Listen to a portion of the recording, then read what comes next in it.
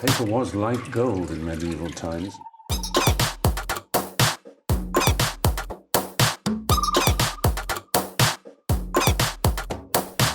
Oh, not tobacco, sugar.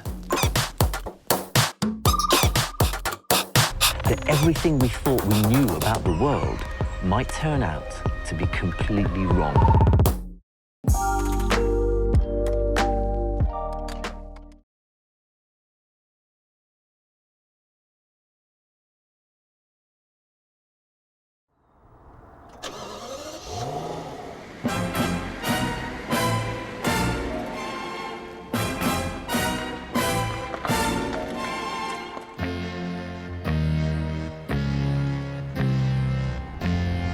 Rolls Royce, the epitome of luxury and exclusivity. Only a limited number are produced, and each individual unit is made to order. They cost upwards of €500,000, more than a house, more than the average European earns after 25 years of work. A luxury car that very few can afford, which makes the sales figures even more astonishing. Rolls Royce has achieved a record profit last year and sold more cars than ever before in its 100-year history, all in the midst of the economic crisis. It seems the luxury industry knows no crisis. The factory at Goodwood in southern England finishes off their wealthy customers' desired car with lots of custom-made extras. The interior of a Rolls Royce alone requires 450 hours of work to be completed, all by hand.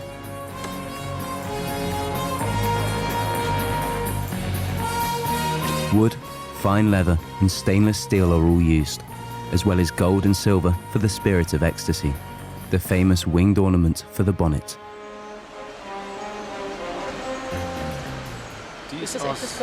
Yes, this is gold-plated stainless steel, which is an alternative to solid silver. This is the parallel world of the rich and the super rich.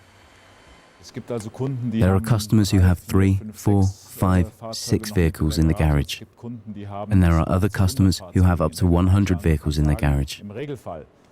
What one can say is that our customers usually have a garage akin to the well-stocked wardrobe of others.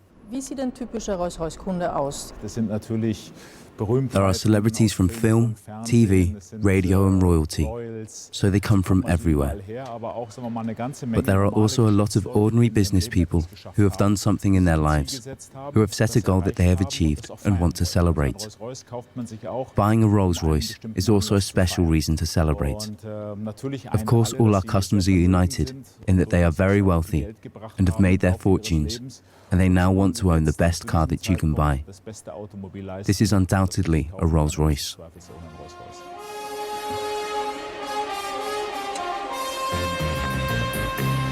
How can it be that the luxury industry is booming like this, while across Europe there is austerity and benefits are being cut? The explanation is surprisingly simple. The rich of this world have become even richer since the economic crisis in 2009. Each year, they've seen an average increase to their wealth of 6%. In some countries, this increase has been as much as 18%. This can be read in an article in the Global Wealth Report written by the Boston Consulting Group. Who are these rich? How do they live? And how do they manage, even in times of crisis, to become richer?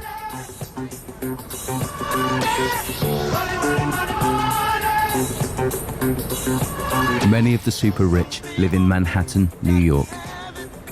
Of the 1,000 billionaires in the world, 58 call this home. At the same time, 1 in 7 Americans currently rely on food stamps, and 1 in 6 has no health insurance. This is the heart of the financial industry, the largest stock exchange in the world. Here, the financial crisis started, and from here, it spread to the whole world. Several billion shares are traded here each day. Peter Tuchman is one such trader. He has traded on the New York Stock Exchange for nearly 3 decades.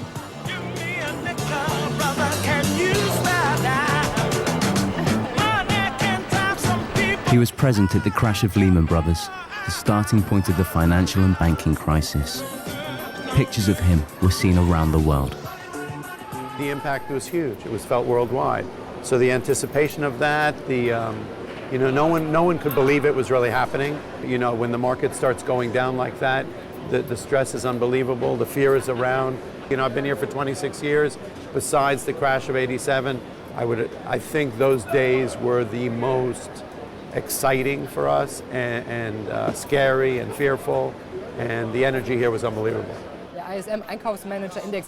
Next to us is a live circuit television broadcast in motion. Manuel Koch, Wall Street correspondent, reports on the rapid developments of the German markets for German investors.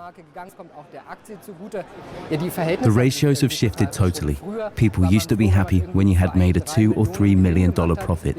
Today, we see large companies like Apple who record a $6 billion profit and whose dealers are not even satisfied with that because they were expecting $7 billion in one quarter. That's not even turnover. That is pure profit. I imagine many people watching cannot understand how someone with a $6 billion profit is not satisfied. The strong performance of financial markets recently has exacerbated the wealth divide. Whilst property value increases virtually by itself, people without property are becoming poorer. For everybody who's making money, there's somebody who's losing money. To think of it globally, it's hard to say. I mean, people who don't have money are not involved in the market. They've lost their jobs. Prices have gone high. Commodities went up. Prices, the cost of living has gone up. So granted, if you don't have any money, you have less money now. And if you have money, then you have a lot more money now. So that makes a lot of sense. So 3 Monate haben da ja junge Leute demonstriert, Occupy Wall Street. Wie hast du das empfunden? Everything here was blocked off for around 3 months. It was like a high-security prison. Many people were escorted around. Of course, it is a shame when you see young people who pay big money for their education, but who currently have no chance in the job market. There used to be opportunities for huge profits here. Hedge fund manager John Paulson made a record $5 billion here a year ago. You can see quite clearly, one can only make such high profits by entering a high-risk situation. It is mostly a risk at the expense of others, i.e. to bet against something. For example, in the case of Greece, you bet on the collapse of a country, attempting to make the largest gains. Many think this is morally reprehensible, but it makes no difference for the hedge fund managers, because they want to make their profits. They are in the position of kings. Der Global Wealth Report von der Boston Consulting Group hat festgestellt, dass sich das globale Vermögen immer mehr konzentriert in Richtung ganz weniger Reicher. Warum ist das so? One can say that the rich are getting richer and the poor are getting poorer. The money of the rich works for them too. They begin with the capital they have. Even if they only gain a small return, it adds up to more and more.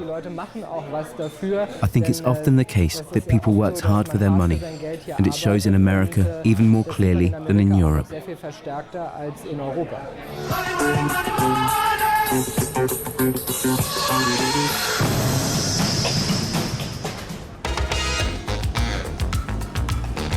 In the US, almost more than any other country, the dream that anyone can do it exists.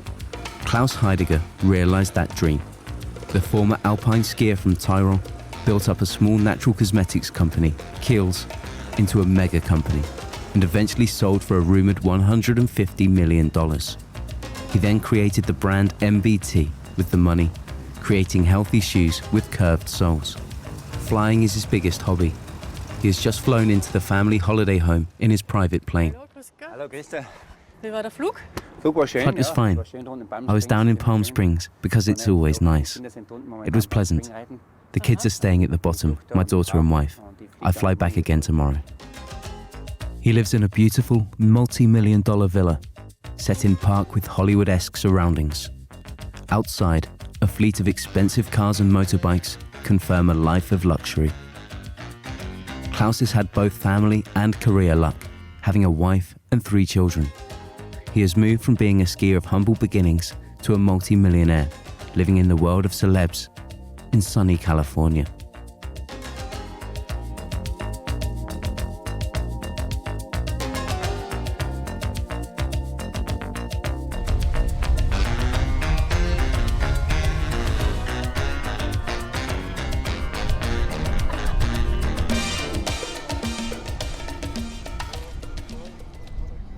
bereust es nicht, dahergekommen zu sein? No, definitely not. The Tyrol is also nice, but there is a very different character here in Venice Beach, California, Los Angeles. America is unique. I think the American dream is that in America, you can make it if you work really hard at it. Of course, the options are different. The country is so large with its 300 million people. In Austria, there are 7.5 million. These are completely different dimensions. I think that because of that, the Americans are very open when it comes to business. Even if something fails once, that's part of the success. One cannot always do things correctly. You'll make mistakes and things fail. The next time you try to do better. That's the success of the Americans. Yet for most, the American dream seems to rarely succeed. Social mobility has become lower than in Europe.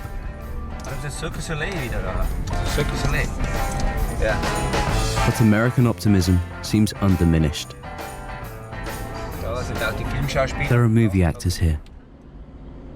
Here at Broad Beach live people like Dustin Hoffman, Nicolas Cage, Cher. They are all based here in Malibu, usually on the weekend. They also meet at Starbucks.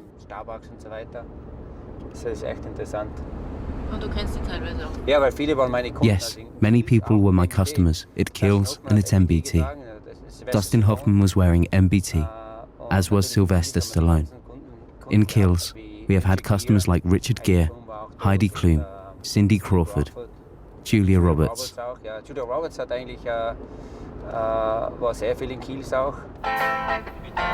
We go to Klaus Heidegger's house in Malibu, a second home in which he is investing. Those who can afford to leave their money to do the work pay only 14% profit tax, much less than the payroll tax for workers. The rich retain much more, which can then be reinvested. I took up riding since I built the stables.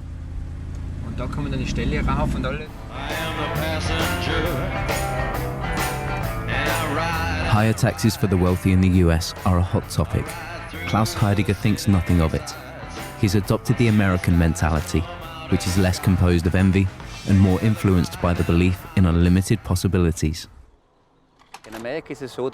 In America, if you are successful, people look up and say, I want to do the same. If you drive a good car or whatever, no one says, this is a show. You have fun with it. People are supportive and say, I want to do the same, which would be a great thing. In Europe and Austria, there is more envy. I think that's bad, because it's bad for the people to feel envious. It holds you back. Jetzt würde ich gerne auf die Steuern zu sprechen kommen. Warren Buffett, einer der Reichsten in den USA, der Präsident Obama selbst auffordert, ihn und seine reichen Freunde höher zu besteuern. Wie siehst du das? Na gut, ich glaube, ich kenne sehr I know a lot of rich friends who pay huge amounts of tax, just as I know those who pay too little. What the Americans have, which the Europeans do not, are foundations. Charities, as they are called in America. Americans spend a lot of money on charities. When someone reaches a certain level, he must give back to the community. The Americans do this a lot. That's the difference. Lower taxes are always better than too much tax. No one wants to pay more in taxes, including those in Germany. Here, capital gains are taxed at 25%, more than in the US, but far less than the 43% payroll tax that is taken off workers. The gap between winners and losers has increased dramatically, even with the stagnation in the growth of most manager salaries. In Munich, there is big money. In the suburb of Grünwald, out of every 100 inhabitants, 1/5 have the income of a millionaire, the income of at least €1 million a year. We will now go to an especially successful section of Munich.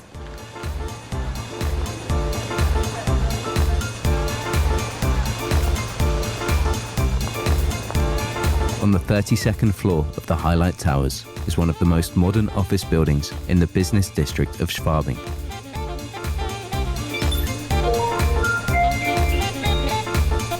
Roland Berger owns Europe's largest management consultancy firm. It is also one of the largest worldwide, with offices in 40 countries. He also worked his way up from humble beginnings.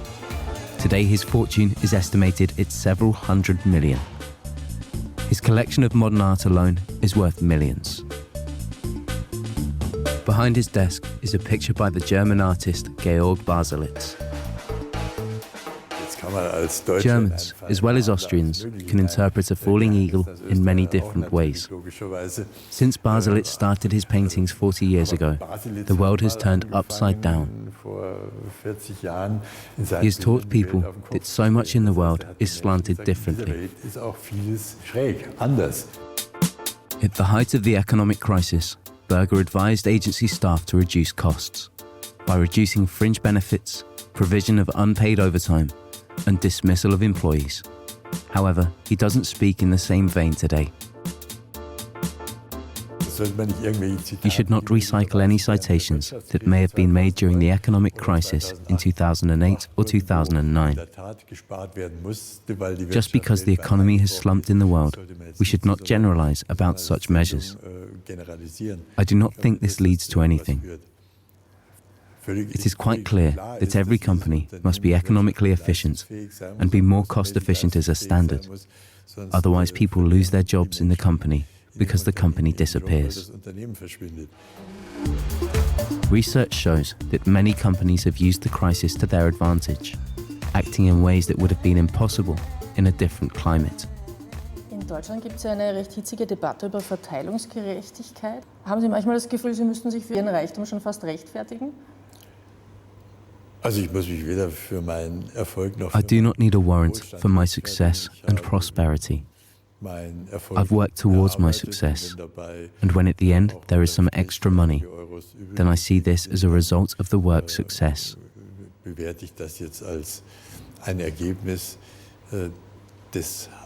fact is that the upper income groups and lower income groups have drifted apart.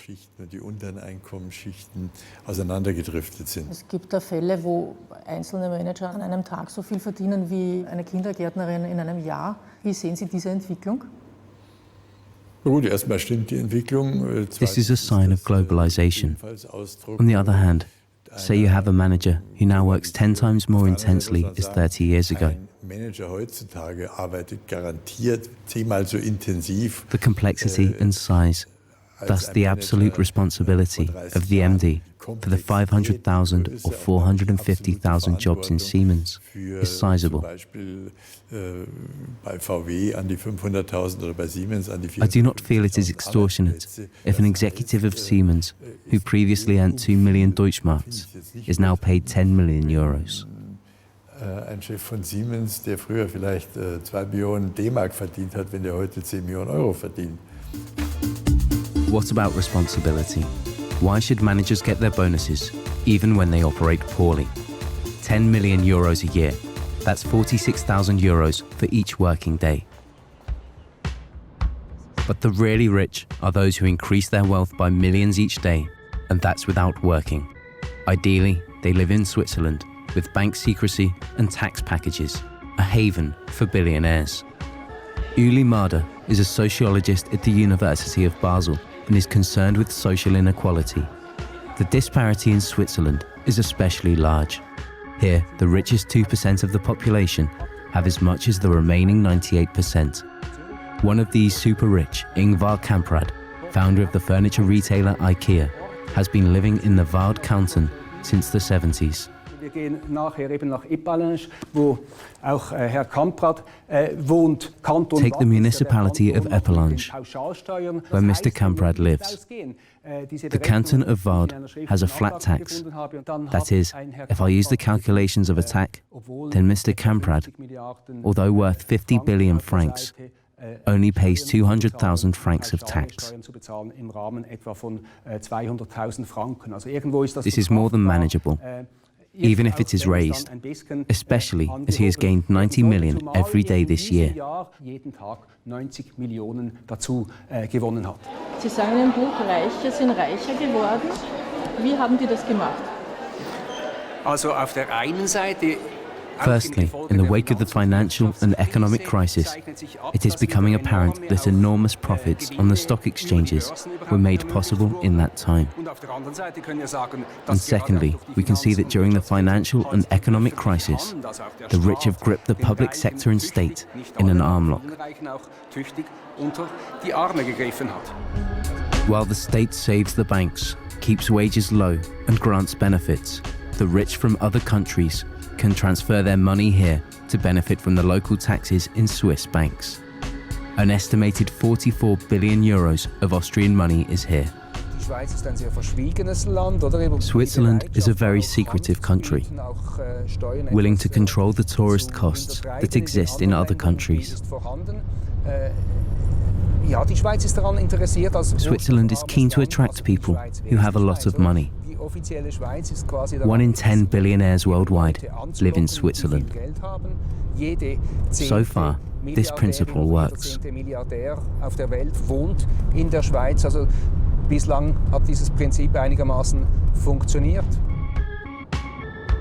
We would like to visit Ingvar Kamprad. However, the media-shy multi-millionaire will not receive us. Kamprad's wealth has grown in recent months by 14%, or 90 million euros every single day. Wir sind hier in Epalinges, oberhalb von Lausanne am Genfersee. Hier wohnt ja einer der reichsten Menschen der Welt. Yes, this is true. Das ist der Ingvar Kamprad, IKEA-Gründer. Warum hat sich das als Wohnort ausgesucht? Whether he personally prefers it, who knows? But it is also safe for his money here, because here he has to pay exceedingly little in taxes. Wie schaut das jetzt genau aus? Wie viel Steuern zahlt ihr? What exactly he pays in taxes, I don't know. But he is one of those who benefit from lump sum taxation. This is calculated according to the rent of the house. This may mean that he pays only 200,000 francs, an extremely low amount compared to what would be paid otherwise, estimated at 2,500 times the amount. Therefore, Kamprad avoids an estimated 400 million euros in taxes a year. Ist das in der Schweiz eigentlich ein Thema, dass hier einer der reichsten Menschen der Welt wohnt und besonders wenig Steuern zahlt? This is controversial. There are those people who only remark on the fact that Mr. Kamprad lives here and that he brings prestige. And there are others who say it drives up land prices, which is discouraging and disheartening. This leads us to recognize that as the value lifts, others must have 2 or 3 times the amount of francs before they can spend it. This debate is little seen in the Swiss media. The subject of money is considered taboo. Discretion is part of the complete package for rich foreigners.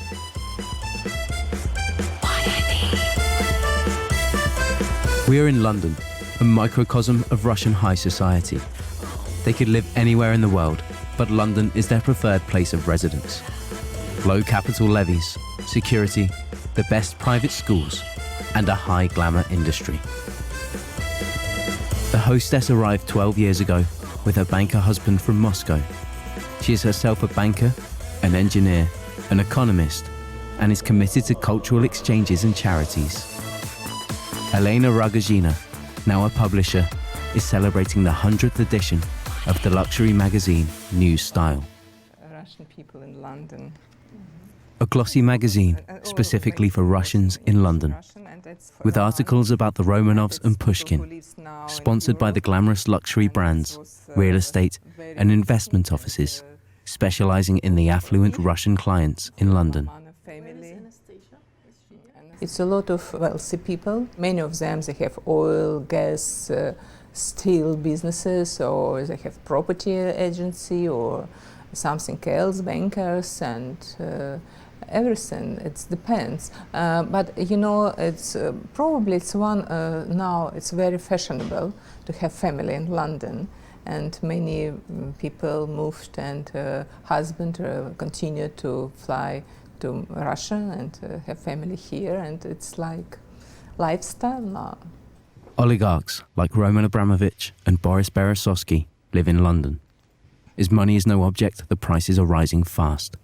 London has some of the most expensive real estate in the world. Before Russian come Arabian country, and prices go up when Arabian people started to buy in London property. Then it was Russian, now it's Chinese. And I know from estate agency this year it's huge boom with Greek and Italian people because they have crisis and wealthy people trying to protect their money to buying property in England. Everybody thinks that it's very good investment. A top investment would be a house on Chester Square. Plastic overshoes are required during the visit, so the luxury property will not be damaged. It has been completely refurbished, and I kind of bought it 5 years ago. Absolutely, please come through to the kitchen. And this is a wonderful light-filled space because 800 square feet on 6 floors, fully furnished, an alarm system and underfloor heating. The equivalent of 40 million euros. A bargain compared to the 100 million loft in Hyde Park, which the real estate agency also offers. There are enough interested parties. Yes, we've had a lot of interest in it, and it's only been on the market for 6 weeks. And we've had a lot of foreign interest from nationals from Saudi Arabia, from Iran, from Malaysia, from America. It's been very diverse. People at this end of the market are looking for a turnkey house, a house that they can move into without doing any work to it, a house that they can move into with their family, simply with their suitcases and their clothes. They like to buy something with fully furnished, and in this instance, the price we're quoting of 32.5 million includes all the contents, and you could also purchase all the artwork for another 3.25 million pounds. So this is the lower ground floor, and you have this very nice wine storage area with a range of red wines, white wine, champagne. So you would buy the wine with the house? Yeah, absolutely. The wine comes included in the sale of the house, absolutely, yeah. And then you have here the gym. So this is a fully equipped gym. A lot of the Russian buyers who are buying at the moment are actually basing themselves in London. A lot of Russian families moving from Moscow to London there.